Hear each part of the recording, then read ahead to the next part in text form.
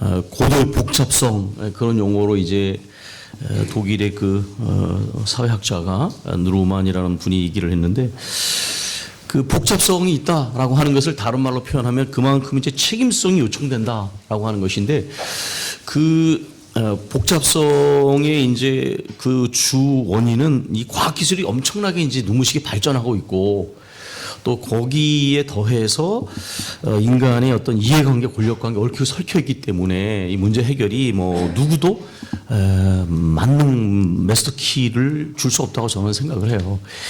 근데 어쨌든 그 윤리적으로도 이제 1960년대, 70년대 이후로 발전되어진 과학기술의 양과 질이 그 이전의 과학기술의 양과 질을 압도하기 때문에 윤리적으로 어떻게 말하냐면 책임윤리가 윤리의 한복판으로 들어왔다. 그렇게 말을 합니다. 그러니까 그것은 뭐냐면 그만큼 이 과학기술의 발전과 관련된 복잡한 문제들이 뭐 환경의 문제라든지 또 여러 가지 뭐 이런 문제들이 생겨나면서 거기에 대한 더 많은 책임성을 요구한다라고 하는 것이고 그런 책임성에 대해서 이제 응답해야 될 게 이제 기독교다. 왜냐하면 기독교의 신앙적 실존은 언제나 하나님과 사람 앞에 책임적 실존으로 존재하기 때문에 그런 의미에서 이제 책임성을 원하는데 그 책임을 이야기할 때 저는 두 가지 사이의 균형이 굉장히 중요하다. 그건 뭐냐면 그 현대 이제 기독교 윤리의 핵심 관심사라고 말을 합니다. 보통 신학적으로. 그건 뭐냐면 하나는 기독교적인 정체성을 보존하는 것하고 또 우리가 책임을 수행할 장인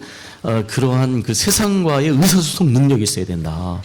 근데 만약에 그것이 이제 한쪽으로 이제 기울어지면 어떻게 되냐. 정체성에 대한 보존에 관심만 있고 의사소통 능력이 결여되면 계토화되고 독백적인 기독교가 되기 쉽고 반면에 책임성을 의식하는 건 좋지만 정체성을 소홀히 여기면 이제 그 행동이 어떤 개혁이나 변화의 행동이 어떤 점에서 세상 소셜 무브먼트하고 다른지가 애매모호해지거든요.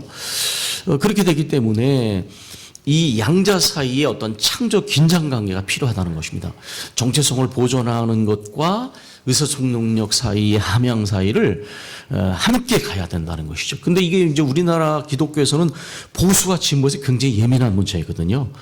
보수는 너무 계토화돼서 그냥 자기네들만의 리그, 교회만에 대한 관심만 있는 것처럼 보여지는데 또 진보 세력은 정체성에 대한 부분을 뭔가 희석시키는 느낌들을 갖고 그렇게 되니까 이게 뭔가 이데올로기화되어 있고 진영론리화되어 있는 느낌을 이제 받는다는 거예요. 그래서 저는 생각할 때 저는 이런 그 기독교인들을 우리가 꼭 염두에 둬야 되는데 정체성에 대한 그 어떤 관심, 애정을 가지고 있는 동시에 현실에 대한 진지한 고민을 가지고 있는 분들이 있습니다, 분명히.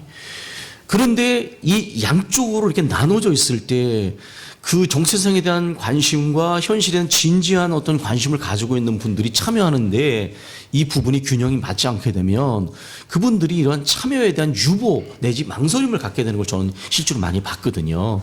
그렇기 때문에 이 균형을 갖는 것이 굉장히 중요하다라는 것이고요. 책임적 응답에 있어서 현재의 위기는 이제 서술문이 아닌 명령문. 이건 이제 아시지만은 이제 우리가 누구죠? 엠마누엘 레비나스의 말에서 제가 이제 따온 말이에요. 타자의 얼굴은 이제 서술문이 아니라 명령문으로 말한다. 이웃의 고통은 우리에게 명령문으로 한다. 이제 그런 건데 지금 현재의 문제가 뭐 피부에 와닿는 거 아닙니까? 그 뭐 기후의 변화와 식물 분포도가 우리나라도 벌써 올라오고 있지 않습니까? 남쪽에서 북쪽으로 식물 분포도가 그 식물 재배하는 게 그리고 또 뭐 이런 신종 코로나는 뭐 정말 모두가 3년째 경험하고 있는 건데 이 상황이 단순히 그냥 이런 문제가 아니라 피부에 와닿는 문제 이거 해결해라.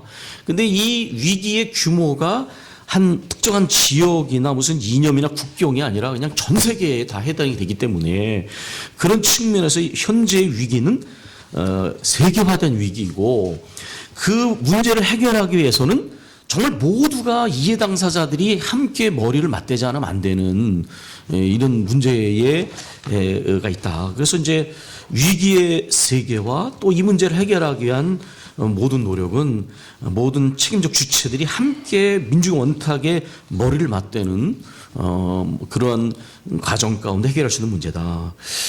그런데 이제 제가 두 번째 그 32회 이해관계를 넘어서 연대적 공동체 얘기를 했는데 그 그러면 세계가 이런 문제를 해결할 수 있는 길이 있다는 거예요, 분명히. 왜냐하면 머리를 맞대면 되거든요. 근데 문제가 되는 것이 뭐냐면 여기에 그 이해관계의 편파성과 파편성이 문제라는 것입니다.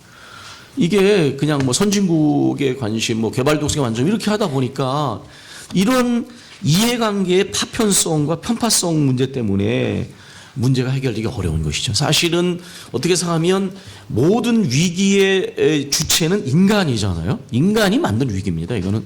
그런데 이 문제를 해결할 결자 해제해야 될 인간도 여전히 이 문제 위기가 세계화된 현실 앞에서도 파편적인 편파적인 이해관계에 매여 있기 때문에 문제 해결을 굉장히 어렵게 만든다는 거예요. 그래서 위기의 본질이 뭐냐? 위기의 현상은 분명히 세계화되고 있지만 그 위기를 해결하는 데 어렵게 만드는 게 뭐냐면 바로 인간의 이런 파편성과 편파성이다. 이해관계의 메인은. 저는 이제 제가 만들어낸 용어인데 인간을 호모 사피엔스라고 학교에서 가르치는데 저는 틀렸다. 1차적으로 인간은 호모 모루스, 호모 스툴투스, 어리석은 인간이다. 왜냐하면 이러한 그렇게 가면 문제가 생겨 알면서도 개인적으로 보면 그렇게 가다가 실패 쓴맛을 보고 잠깐 후회하고 또 유사한 실패를 경험하고 이게 이제 호모 스툴투스, 호모 모루스인데 호모 사피엔스라고 말하려면 이제 그러한 실패와 실수를 하고 반복하기도 하지만은 그 시행착오를 통해서 좀 깨닫고 뭔가 고치고 교훈을 얻고 개선을 하면 그건 지극히 겸손한 의미에서 인간은 호모 사피엔스다. 이건 개인적인 측면이 아니라 전체 우리가 경험하는 어떤 위기의 세계화 시에도 마찬가지라는 것입니다. 그런데 이제 이러한 이해관계의 이런 어떤 호모 모루스의 특성을 드러내는 이해관계 편파성과 파편성, 바로 인간의 어리석음을 드러내는 것인데 이 뒤에는 인간의 가치관이 깔려 있다는 것입니다.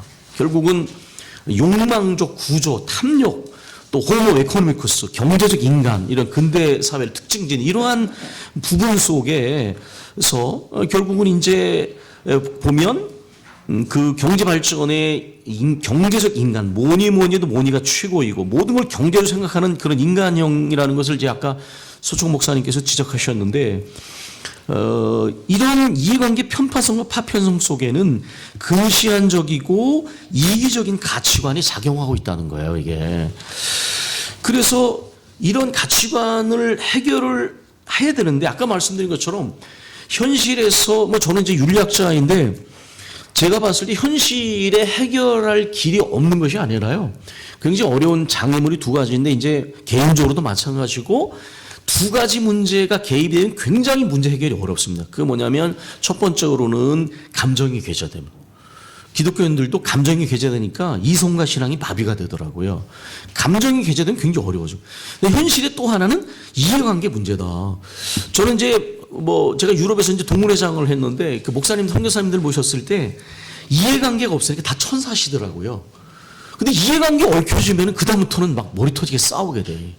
어디나 그렇게 되는. 그래서 이해관계가 감정이 복합작용하면 그건 진짜 문제 해결이 거의 불가능에 가까워진다. 그래서 제가 이제 이러한 이해관계에 매여있는 이런 관계를 넘어서서 정말 문제를 해결하기 위한 연대적 공동체가 돼야 되는데 거기에 교회 역할이 있다는 것입니다. 교회 역할이.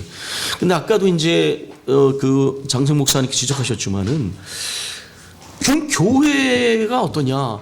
1차적으로는 이 신종 코로나 상황에 교회도 위기를 겪고 있잖아요. 작은 교회들은 거의 생존이 어려움을 겪고 있고요. 큰 교회들 중에서도 융자만이 얻은 교회는 되게 어렵고 전체적으로 보면 평균 70% 미치거나 심지어 40~50%가 사회적 거리두기 이후에도 돌아오지 않았답니다. 다 어려운 거예요. 그런데 저는 교회도 분명히 현상적 위기를 겪고 있습니다. 같이 3년째. 제가 아는 목사님들은 새벽기도 끝나고 물류창고 가서 일합니다. 나이가 60이 넘었는데 육체노동을 할 나이가 아니에요. 사모님들이 나가서 공장에 나서 일하시고 지금 그렇고 있거든요. 교회도 어렵습니다. 그런데 이게 교회의 위기의 본질이냐는 거예요. 만약에 이거를 교회 위기의 본질이라고 본다면 다른 사람들이 경험하는 위기하고 똑같지 않겠어요? 그리고 또 하나는 그러면 우리만 겪는 위기냐? 저는 이제 미래학자들이 교회의 여러 가지 문제를 분석하고 뭐 얘기하는 거 저는 진작에 듣습니다. 그러나 한 가지 아쉬운 건 뭐냐면 그 위기가 우리만 겪는 위기냐는 거. 우리만 겪는 어려움이냐. 물론 시대마다 어려움의 국면은 다르죠. 그러나 성경과 교회사 속으로 들어가 봐라. 우리 신앙의 선배들이 언제 편한 한강에서 신앙을 지켰던가. 정말 개인적으로 때로는 구조적인 또는 권력의 그런 억압 속에서도 순교의 피를 흘리면서도 신앙을 지켰는데 이건 좀 연민이 있지 않는가 그런 생각이 저는 들거든요. 자기 연민이 분명히 있다. 마치 우리 시대만 위기를 겪고 우리 시대만 어려움을 겪는 것처럼 말하는 것은 아니다는 거죠. 그 시대마다 겪는 위기에 국면에 있지만 그건 현상적인 위기이고 교회가 진짜 겪는 위기는 교회가 회사 같고 목회자가 CEO 같다고 평가를 듣는 요즘 기독교가 개독교가 되고 기독교인이 개독교인이 되는 이거 뭐냐. 교회가 본질을 상실했다는 것입니다. 교회가 본질을 상실한 위기. 교회는 언제나 좁은 문으로 가고 십자가의 길을 가는 것이라는 것을 서충훈 목사님도 말씀해 주셨는데 오늘날 위기는 이런 현상적인 위기도 위기지만 위기의 본질은 교회가 교회다움을 잃어버린 본질을 상실한 위기가 교회 진짜 위기다. 그럼 그 교회 본질이 뭐냐? 당연히 우리는 우리 임의로 교회 본질을 말해서는 안 되고 성경이 예수님이 뭐라고 말씀하셨느냐. 회개하라. 하나님 나라가 가까웠다. 예수님께서는 분명하게 처음부터 끝까지 회개와 하나님 나라를 선포하시고 사셨잖아요. 근데 교회는 제국을 만들려고 하잖아요. 교회라고 하는 제국을 만들려고 하고 하나님 나라를 실현하고 선포하는 일에 귀를 기울이지 않아요. 저는 그게 되게 신기한 거예요. 예수님이 일관되게 회개하라 하나님 나라 가까웠다 말씀하셨는데 왜 교회는 회개와 하나님 나라를 중심에 놓지 않고 교회라는 제국을 건설하는 일에 몰두하고 있는가? 이게 진짜 문제다. 그래서 저는 본질로 돌아가야 된다. 교회가 영리 집단화가 돼서야 회사처럼 보여서 어떻게 이해관계의 편파성과 파편성인 현실 속에서 역할을 할 수 있겠는가. 이거는 모사가 방수를 베풀기 전에 뱀에 물린 꼴이다. 성경에 나온 것처럼. 그리고 의원아 너를 고쳐라 라는 속담이 딱 맞아떨어진 형국이 됐다는 것입니다. 그래서 저는 교회가 먼저 본질적으로 교회다움으로 돌아가는 이게 가장 급선무다 그렇게 생각합니다. 교회가 하나님 나라로 돌아가야 한다. 십자가 일로 돌아가야 되겠죠. 그래서 저는 이제 연대적 공동체를 향한 교도로서의 하나님 나라를 얘기했는데 식탁 공동체는 하나님 나라의 표상이다. 38페이지 이렇게 얘기했습니다. 그 로버트 뱅크스라고 하는 이제 신학자가 우리나라에도 이제 여기 소개해드린 책을 얘기를 했는데 그 식탁 공동체 주의 만찬 속에서 이분이 왔을 때 당시의 노예 제도가 지배하는 곳 속에 남녀노소 종과 주인이 함께 밥을 먹고 그리고 그 안에서 누구나 환대를 받는 이것 속에 이 세상의 질서를 뒤집는 복음의 혁명성이 있다는 거예요. 여기에. 근데 이게 어디 있느냐? 뭐 나중에 이제 논평자께서 그런 얘기 하셨는데 저희는 저희 교회 속에서도 그런 거를 고백합니다.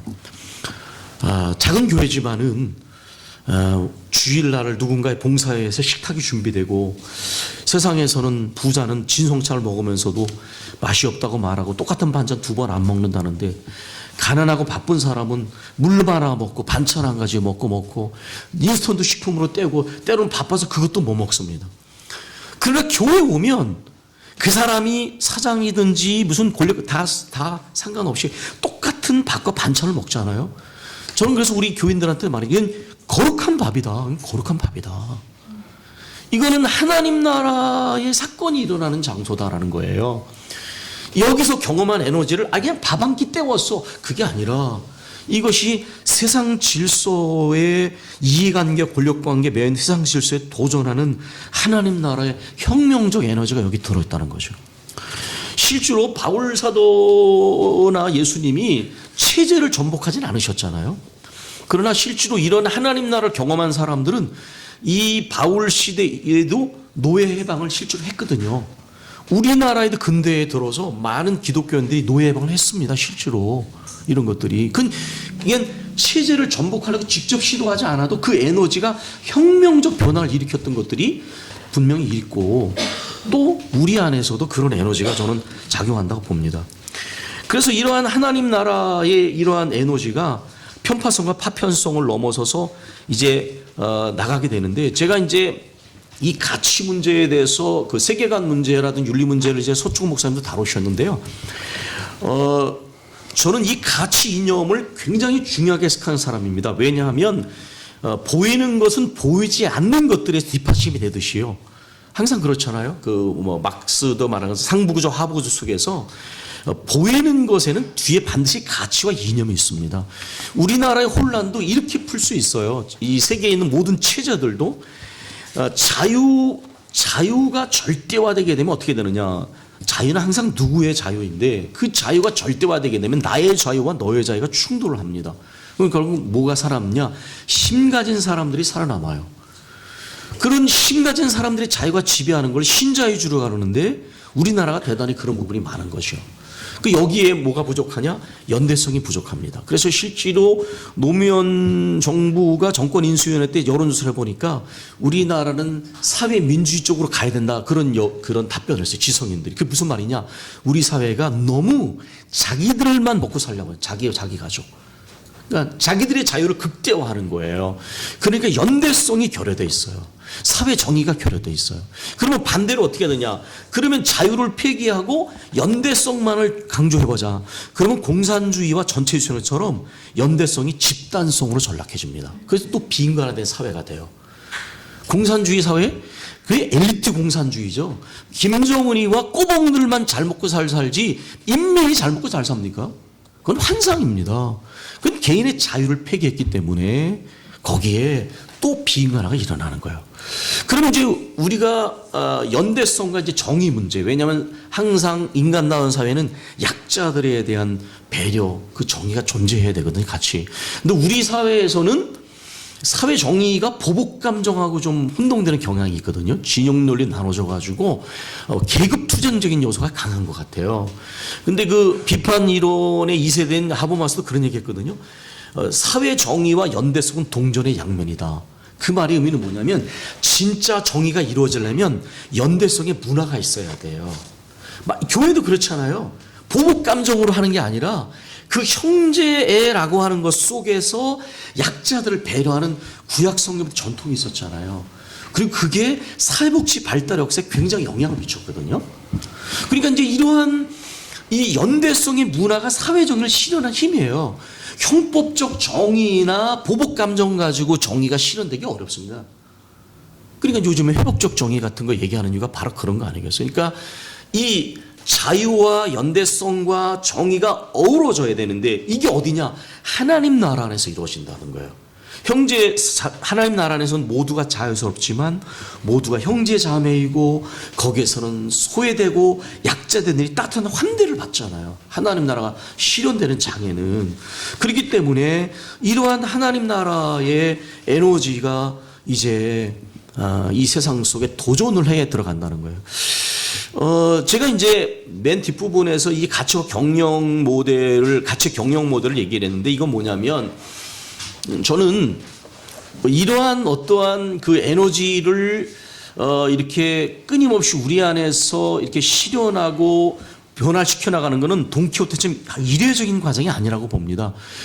우선은 우리 안에서 그 믿는 사람들이 하나님 나라의 본질로 돌아간다면 끊임없이 교인들의 삶 속에서 그 가치를 명확하게 하는 실험을 해나가야 돼요, 이게. 근데 제가 볼 때 너무나 교회 문턱을 넘어서지 못하는 관념적인 신앙에 머물러 있는데, 끊임없이 이러한 하나님 나라의 가치를 끊임없이 명료하는 작업을 해야 됩니다. 그런데 이제 이 작업이라는 것이 어떻게 되는 거냐면, 여기에 제가 이제 이렇게 그 흐름을 얘기를 했는데, 이게 원래 이제 기업윤리 모델인데, 설명을 하기 위해서, 그러니까 사람들이 모여서 어떤 중요한 문제에 대해 판단을 결정을 내릴 때 어떠한 이해관계를 고려하는지를 이제 1차적으로 적습니다. 그 다음에 두 번째로는 그 이해관계 뒤에 배경으로 자고 있는 가치관이 뭔지를 분석하는 거예요. 아까 말한 것처럼 그러면 이기적인, 이타적인 이게 드러나게 돼요. 그 다음에 이 명료하게 분석된 가치관을 보편적 검증을 하는 겁니다. 또 기독교인들이 모인 것이라면 성경적 보편적 가치에서 검증을 하는 거예요. 그러면 예를 들면 이기주의적인 가치는 살아남을 수 없죠. 그러면 그 보편적 검증을 통해서 그 변화될 가치를 변화시킴으로써 다시 현실에 가서 현실의 이해관계를 재조정하는 거예요. 이게 굉장히 구체적인 모델입니다. 제가 이제 시간 때문에 이걸 다 설명을 못 드리는데, 왜냐하면 현실에 존재하는 문제들에는 이해관계 고려반맥히는 가치관이 깔려 있고, 그 가치관이 변화시키는 과정이 없으면 이해관계가 조정이 되지 않는다는 거예요. 이런 끊임없는 그 가치를 변화시키는 과정을 통해서 나중에 아까 말씀드린 것처럼 시스템이나 어떤 기구를 만들 때 그 뒤에 가치의 건강한 균형 관계가 존재하게 될 때에 한 나라의 시스템이나 국제기구의 운영이 건강한 가치 이념에 의해서 작동이 되게 된다는 거죠. 저는 이제 거기까지만 다뤘습니다. 이제 마무리를 하겠습니다. 제가 이제 드렸던 말씀을 쭉 이렇게 드리면서 이제 마지막에 이런 얘기를 했습니다. 저는 문화가 굉장히 중요하다. 그러니까 윤리나 뭐 이런 모든 것들이 이제 중요하지만 결국은 라이프 스타일로서 그 당대에 살아가고 있는 삶의 방식이 바뀔 때까지 가야 되거든요. 선진국이 그런 거잖아요. 그러니까 그 삶의 방식이 문화가 바뀌면 어떤 현상이 일어나냐면 교회 안에서도 마찬가지지만 거기 안에 살고 있는 사람들의 현 세대와 기성 세대와 후 세대들의 의식과 무의식에 계속 영향을 줍니다. 그렇기 때문에 이 문화가 건강해지는 것이 목표입니다. 그런데 이제 제가 구체적으로는 여기선 다루지 않았는데 우리 신앙에서부터 윤리에서부터 이 규범성에서부터 어떤 법과 제도를 뒷받침하는 어떤 이런 것들이 나오고 그 법과 제도가 질서 정연화가 잘 정비가 되면 오랜 세월에 걸쳐서 그 당대에 살아가고 있는 사람들의 라이프 스타일이 건강해진다. 이런 얘기를 하고 싶었는데 사실은 제가 그 얘기를 자세하게 여기는 다루지 않고 그 가치적 측면, 그러한 문제까지만 이제 다뤘다라는 것을 말씀을 드리고 네, 여기서 마치겠습니다. 네. 네. 네, 김승진 박사님의 글은 논리성이 있고 현실 개혁의 대안을 잘 제시하고 있습니다. 여기 주제를 보시면은 이해관계를 넘어서 연대적 공동체로, 이해관계는 주로 자본주의 틀로 보면 됩니다. 그러니까 자본주의의 주의는 자본이고 연대적 공동체는 이제 민주주의. 그러니까 민주주의의 주의는 사람인데 사람이 이 괴물 같은 자본에 이렇게 우리 사회가 뭐 만신창이가 될 정도로 이 자본주의의 이 무한 팽창이 우리 사회를 비극으로 만들고 있다. 이제 그런 문제의 시각에서 연대 공동체를 하나님 나라의 윤리적 함의 속에서 귀착이 되어야 된다. 이게 이제 기독교의 정체성 문제를 잘 다루셨다고 봅니다. 이 시간 관계상 제가 지리 위주로 해서 요 내용들을 좀 한번 토론해 보자. 그런 측면에서 한번 말씀을 드리겠습니다. 45쪽에 보시면은 우선 제가 이렇게 이 문제를 우선 다룰 때 그 1차 세계대전이 좀 연상이 나더라고요. 그 당시에는 이제 프랑스와 독일과 프랑스가 전쟁을 하는 와중에 적지를 향해서 돌격 앞으로 해서 전투가 벌어졌는데 그 1차 세계대전 당시에 이 기관총이 등장해요. 그러니까 이제 이 기관총으로 막 무차별 사격을 하니까 이 적진 앞으로가 이게 안 되고 수많은 사람들이 죽는데 지휘관의 사고는 여전히 1차 세계대전 이전인 17세기, 18세기, 19세기의 전술 갖고 판단을 하니까 이게 사상자가 엄청나게 많았던 거죠. 이제 그런 그런 면이 있듯이 이 교회가 과연 오늘의 시대에 있어서 어떤 전략과 전술을 가져야 되느냐. 이제 그런 면에서 제가 시민사회를 이렇게 쭉 보면 지금 시민사회는 굉장히 발빠른 움직임들이 있는 반면 교회는 거의 침체 정도로 이 시스템이 지금 확연하게 다릅니다. 예를 들어서 지방자치화 시대가 되면서 공간 혁신이 대단합니다. 지방자치에. 그리고 마을 공동체도 굉장히 활성화가 돼 있고 한 반면에 교회가 이 문화 속에 들어오는 영향력은 대단히 거의 아까 박사님이 얘기했지만 개토화되는 개토 자기들끼리만 모이고 교회 안에서만 빛과 소금이고 세상에서 빛과 소금을 얘기했는데 교회 안에서만 그런 아주 심각한 지금 뭐냐면 사령관들이 기관총이 발사가 되는데도 돌격 앞으로 이런 우를 범하고 있지 않느냐. 그런 면에서 이제 박종서 박사님 교회 모델 보면은 그 사회의 취약자들 이런 사람들 구조적으로 끌어당기는 이런 것들은 좋은 모델이 되지 않겠는가. 이제 교회의 관점에서요. 첫 번째 질의는 지금 정체성의 보존과 의사소통 능력, 이건 교회가 반드시 갖춰야 되는데, 이 둘을 잘 조합하고 있는 교회들의 사례가 있느냐. 또, 김 박사님은 각주에서 코로나 전면 해제 이후에 현장 예배에 가겠다는 사람들이 70%, 또 예장통합 총회장을 지낸 한 목사님의 교회와 대형 교회들은 50% 교인들이 돌아오지 않는다는 거죠. 그럼 왜 이런 현상이 일어났을까? 그러니까 이런 현상이 정체성의 위기냐, 문제냐, 아니면 대화 능력의 실종이냐. 왜 이게 당연히 코로나 때문에 이게 교인들이 줄어들었으면 코로나 이후에는 정상이 돼야 되는데 왜 이렇게 돼가는가? 이게 사회 변화에 교회가 못 쫓아가서 그런지 아무튼 이 문제에 대해서 한번 질문을 던지고 싶고요. 두 번째는 김승진 박사님은 이해관계를 넘어서 연대적 공동체를 제안하고 있죠. 문제는 이게 현실에서 가능하냐? 그러면 연대 공동체를 누가 만들 것이냐죠. 예를 들어서 기후 위기가 있습니다. 기후 위기 지금 2도만 상승하면 뉴욕의 맨하탄이 물에 잠깁니다. 이게 이 환경 전문가들의 진단인데 지금으로부터 6도만 올라가면 인류의 95%가 다 사라집니다. 그래서 R200이라고 해서 2050년까지 탄소 중립이 안 되면 세계에는 치명적인 되돌릴 수 없는 위기에 닥친다.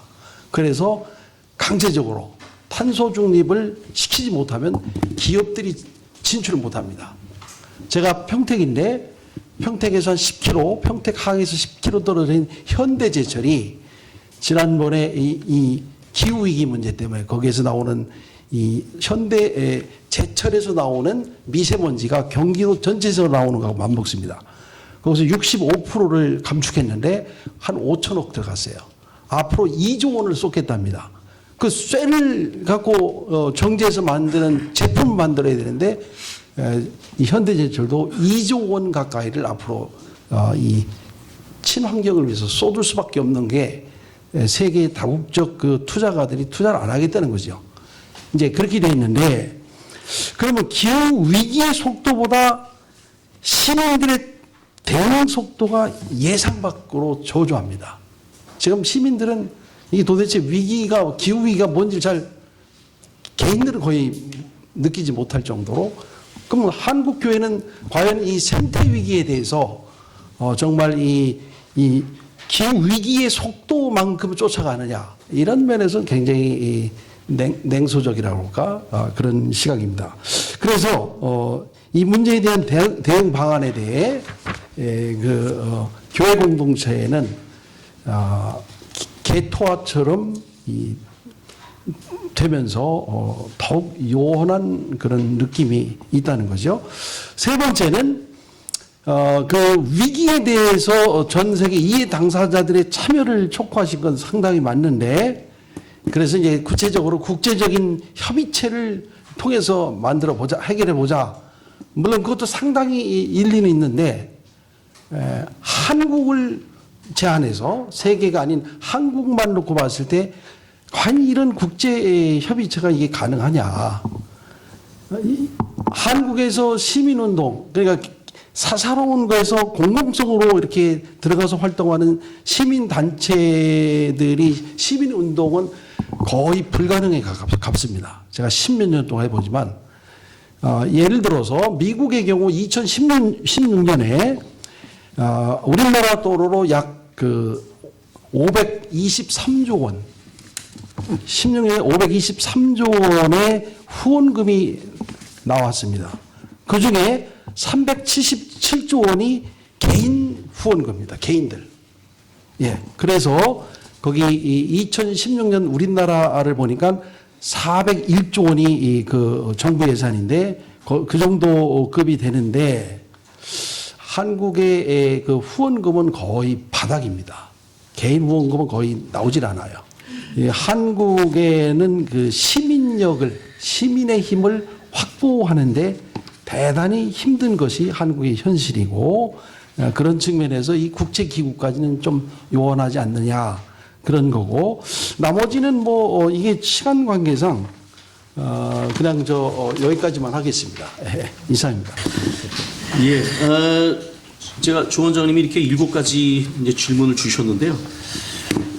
제가 그 독일에서 박사 논문을 쓸 때 제 동기가 이제 대형교회 담임 목사였는데, 갔더니 오라 그러더라고요. 그러더니 이렇게 같이 얘기를 했는데, 나중에 갈 때, 김 목사님 저 밥이랑 한 끼 먹어. 그러다 뭐 좀 밥값은 놓소. 그러니까 봉투에 보니까 50만 원 넣더라고. 야, 나 그렇게 밥값 많이 준 사람 처음 봤어요. 근데 저게 전공을 뭐 해요? 그래서 경제윤리 하는데요. 그랬더니 이제 그분 얘기가 뭐예요? 그 경제윤리가 뭔지 한마디로 설명해 봐요. 그래서 제가 이제 그분 말을 듣고 답변을 안 했어요. 그냥 근데 현실을 그렇게 한두 마디로 설명할 수 있겠는가? 또 설명한다 그래서 그게 설명이 되는가? 예? 그런 생각이 들었거든요. 사실 아까도 이제 복잡성을 말씀드렸지만, 사실 아까도 처음에 말씀드린 것처럼 현실의 문제를 해결할 수 있는 마스터 키는 없다. 그리고 제가 탈레브나 이런 분들 얘기를 했지만, 정말 어떤 세계의 안정성과 예측 가능성을 추구했던 현대 문명이 점점 더 불확실성과 위기로 이렇게 시닫고 있는데, 그렇기 때문에 오히려 저는 이제 굉장히 겸허함이나 신중함이 기본적으로 필요하다는 생각을 갖고 있고요. 그리고 저는 굉장히 경계하는 게 뭐냐면 만능주의적 사고거든요. 만능주의 사고. 그거 뭐냐면은 법하는 분들을 모인 자리에 가면 법만능주의, 윤리하는 사람은 윤리만능주의, 또 문화 말하는 사람 문화만능주의. 그거는 제가 볼 때는 굉장히 순진한 생각이고 모두가 필요하다고 저는 생각을 해요. 모두가. 그리고 저는 아까 이제 교회 역할에 대한 조 원장님 질문하셨는데, 제가 민주주의의 원탁을 말할 때 그게 뭐냐면 어떤 의미냐면, 우리는 당연히 이 문제가 기독교인만의 문제가 아니기 때문에 그 문제를 해결하는 자리에 기독교인들도 하나의 자석을 차지하는 거예요. 대표성을 가지고. 그 대신 뭐가 차이가 있는 거냐면, 우리는 우리의 출발점, 마치 환경세계에 대해서 창조 신앙과 고백 연결돼 있잖아요. 그러니까 우리가 그런 차이가 있다는 거예요. 이게 우리 기독교인들만의 역할이 이런 의미가 아니고, 우리의 출발점이, 우리의 정체성이 뿌리가 거기서부터 있는 것이고, 문제 해결은 모두가 함께 해나가야 되는 것이죠. 저는 이제 그런 생각을 하고 있고요. 정말 조 원장님께서 이제 보통 교회에 대한 비판적인 생각을 많이 갖고 계세요. 또 이해를 해요. 또 저도 충분히 그런 부분에 비판적인 생각을 가지고 있고, 그러나 저는 교회에 대해서 이제 애증을 갖고 있는 사람인데, 오늘의 교회 현실을 보면 어떤 때는 정말 화가 나기도 하지만, 그래도 하나님은 이 교회를 통해서 역사하신다고 저는 믿거든요. 그래서 결국은 교회를 담쌓고 가면서 교회가 이제 하나님 나라에 입각해서 이런 책임을 감당해야 되는데 진짜 교회가 이미 무슨 뱀에게 물린 꼴이 됐잖아요. 그런데 그렇기 때문에 우리의 한계와 어떤 무지와 연약함을 심지어 완악함조차를 이제 고백하면서 그 하나님에게 끊임없이 그 하나님 나라에서 도는 이 도래적 희망, 하나님의 어떤 선하신 섭리 가운데 주어진 그런 희망을 가지고 이제 앞으로 나가야 되겠죠. 나가야 된다고 저는 그렇게 생각을 하고, 그 아주 추상적인 얘기겠지만은 이해될 수 있지만 한 가지 이제 얘기를 드리고 마치려고 그러는데, 그게 뭐냐면 저는 현실의 변화가 어디서부터 시작되느냐 그랬을 때 그것은 분명히 역사적으로 창조적 소수의 가셈에서 시작되는 게 맞아요. 예를 들면 독일 같은 경우 사회적 시장 경제가 이루어질 때 정말 뭐 발트 오이케이나 뮬러 아르막 같은 굉장히 소수에게서 시작됐거든요. 그런데 그 창조적 소수 안에 있는 그 에너지들이 끊임없이 자기 삶의 현장에서 구현이 되고 이렇게 또 그런 동지들이 연결이 되고 그러다가 이제 언제 역사의 변화가 나타나냐면요, 역사의 계기가 있어요. 근데 되게 그게 위기통에서 올 때가 많습니다. 전쟁이라든가 많은 위기. 그 위기 때에 역사적 계기를 만나면서 준비되어진 사람들이 사용됐어요, 실제로. 그러니까 사회적 시장 경제를 얘기할 때도 윤리적 사회주의 계통의 사람들이 그 뒤에 있었거든요. 그러니까 처음에는 정말 소수였지만은 그 소수가 끊임없이 일관되게 가고 또 사람들을 키우고 또 동지들을 만나고 그러는 가운데 사람이 준비되면서 역사의 결정적인 계기가 왔을 때 정말 정치 경제가 변화가 됐거든요. 사회적 시장이 그렇게 됐어요. 그렇기 때문에 저는 이것이 한 번에 되는 것은 아니지만 우리 예수운동연대나 여기 모여있는 분들의 이런 마음속의 고민과 어떤 이러한 열망이 아무것도 아닌 것처럼 보여줘도 하나님을 믿는 믿음 안에서 우리가 이렇게 나가면 역사의 계기가 있다. 물론 너무 관념적이고 오래 걸리는 얘기처럼 말씀을 드렸지만 저는 그런 확신이 있습니다. 분명히 그 과정이 그렇게 간다. 라고 하는 것이 제가 기본적으로 어떤 변화를 이루는 것에 대한 제 기본적인 생각이다라는 거죠. 네. 너무 답변이 두루뭉실해할 것 같은 것 같아가지고.